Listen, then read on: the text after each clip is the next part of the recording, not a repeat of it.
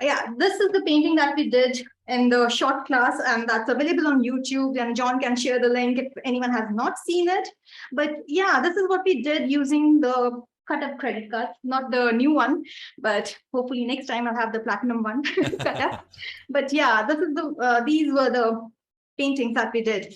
But apart from this, you know, I have done other scenes also using the credit card. So thinking that one thing can only be used in certain way is like, no, that's not the way to go. You can paint almost anything with certain equipments that you have handy. You don't need expensive things and brushes. And saying that, I don't mean that you shouldn't buy brushes. Go buy more brushes because I'm all for it.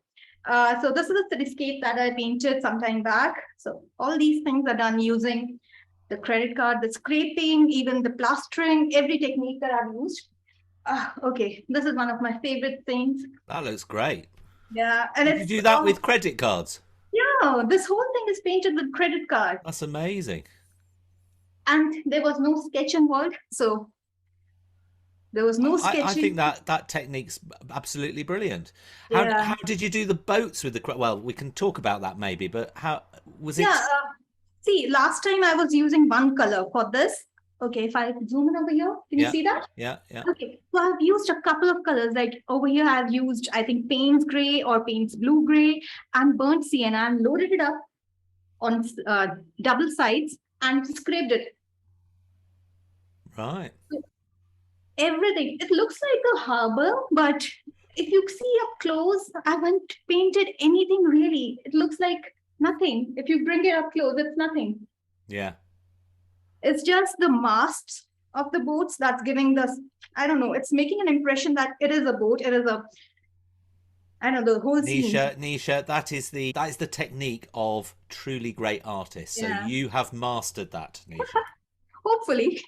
So other thing is like bucolic, semi-abstract village scene. So all these little huts that you see, actually they aren't huts or houses, they are just scrape marks. But all this thing, when I bring it up close, it's nothing. You don't see anything. But when I take it back, it looks like a village scene. That there are Yes. Yeah. cottages over here, there are fences over here, and mountains scraped over here. But again, the scraping thing that we'll be doing today, like this is the thing that we'll be doing today. And I've done this over here. I've used limited palette, like 3 colors, I think. So yeah, it's pretty easy once you get a hang of it. And yeah, we'll be doing something like this today. And if you have a bigger paper, I suggest go for multiple ships. Like there are multiple ships. I don't know how many wrecks are there. If someone could help me out, I've got like whole broken dreams under the water. But yeah, we'll be doing something like this today. But before that, ah, let's start something. But the first thing I want to do is like this is the scene I picked up. The reference picture I got from a royalty-free site. I think it was Unsplash. But if you search for a frozen lake, or if you have your own picture, go for it.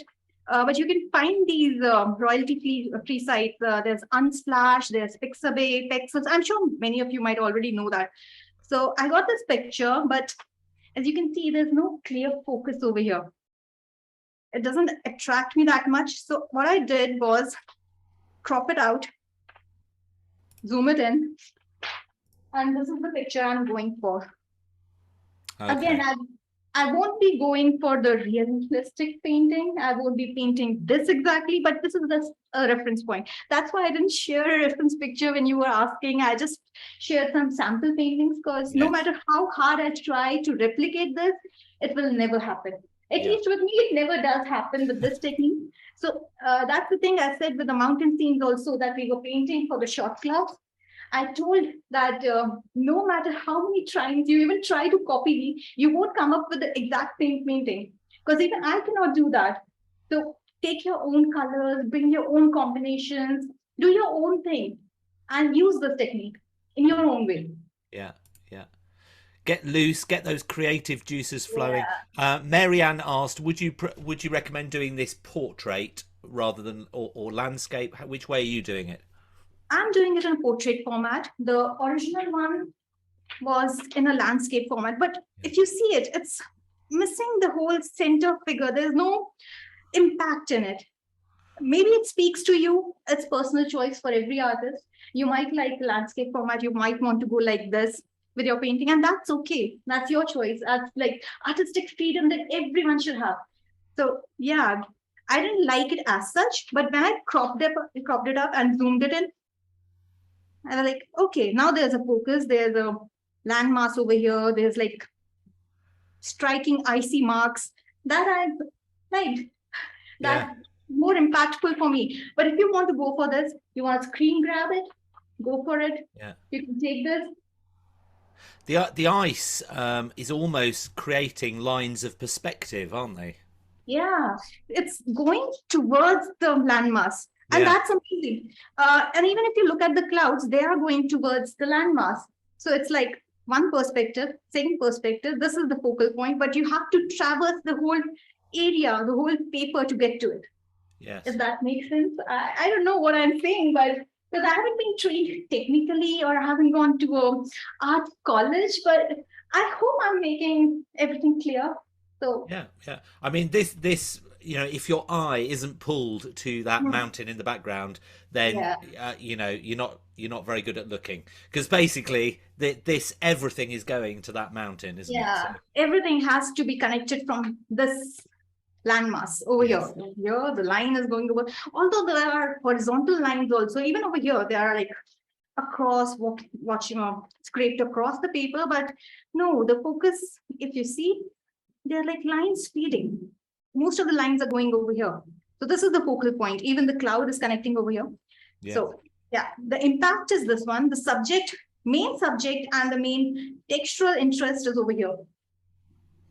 Yeah. But where your eye goes from there, it's over here. And then it's again, it's not going out of the paper. It's again coming back to the landmass. Yeah. I hope that's clear. This is the quick painting that I did yesterday, I think.